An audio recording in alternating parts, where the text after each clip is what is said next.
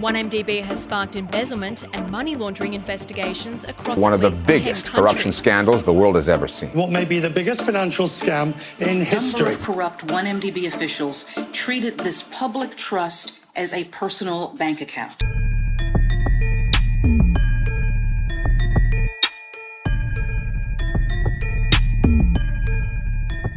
Follow us as we bring you into the courtroom where the biggest financial scandal in Malaysian history is being heard. By the Malaysian Insight, this is the Najib Razak 1MDB trial. It's Thursday, 18th November 2021, and you're listening to the latest update from today's 1MDB Tanor trial. I'm Patrick Teo.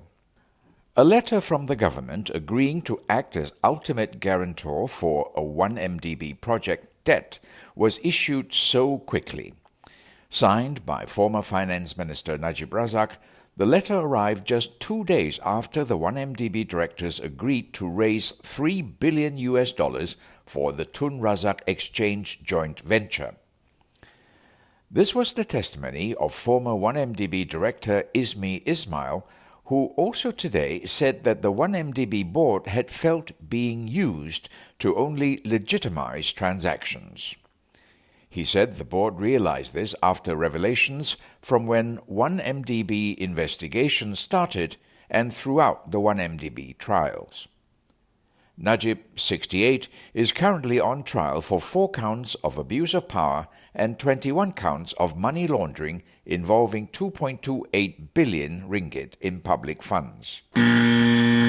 Najib had greatly desired to develop the Kuala Lumpur International Financial District project, now known as Tun Razak Exchange or TRX, Ismee said.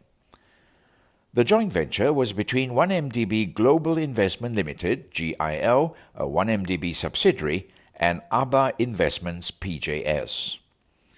It was also a government-to-government agreement with Abu Dhabi. After the 1MDB directors agreed in writing to raise $3 billion or 12.5 billion ringgit on March 12, 2013, the letter of support from the government was issued on March 14, Ismee said. The document stated that the government noted that 1MDB GIL will issue the bond to be paid in full in March 2023. And if 1MDB GIL is unable to pay this debt, the company 1MDB will provide financial assistance to meet its debt repayment obligations. And if the 1MDB company fails in its obligation, then the government will take responsibility. The letter of support was issued by the government at a very rapid rate, Ismee said. On Tuesday, former Chief Financial Officer Azmi Tahir testified that the $3 billion was spent on something other than funding the joint venture. Azmi believed the money transfers were sanctioned by Najib. It was also heard several times in trial that the joint venture was actually dealing with a sham company.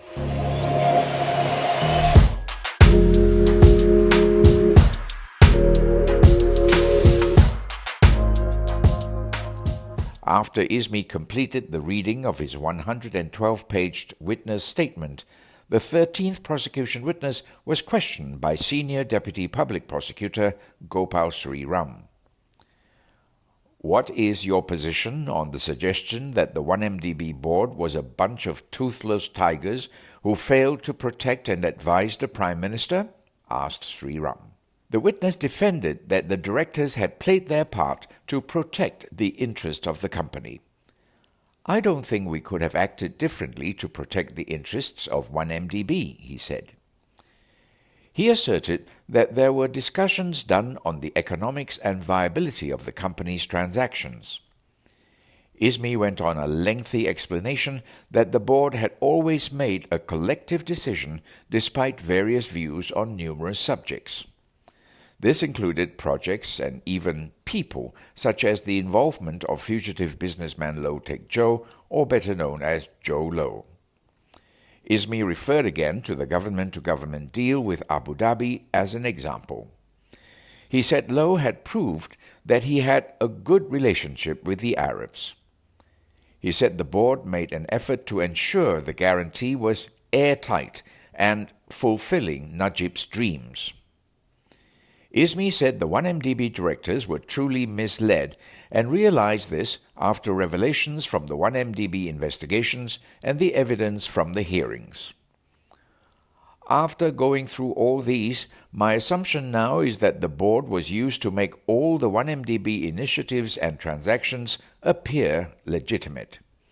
This is to the extent that misleading information, or worse still, no information, was given to the board or information was concealed from them, he said.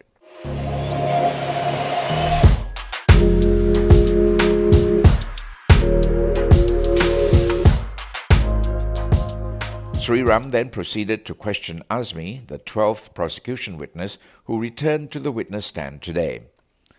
Ismee shared that Najib had contemplated taking action against newspaper The Edge after it carried several reports attacking 1MDB. He was instructed to compile and research the negative news reports and later flew to the Middle East to discuss with Najib. I think I remembered one Ahmad Shiab, one Ismail, an officer in the Prime Minister's office, was there with a few others, Ismee said. It wasn't a very long interaction because I was told I could leave and they carried on with the meeting. Najib was trying to decide on whether to take action against The Edge over those attacks. The witness said he was unsure of Najib's decision afterwards. But in 2015, it was reported that the Home Ministry suspended the publishing permit of The Edge Weekly and The Edge Financial Daily for 3 months.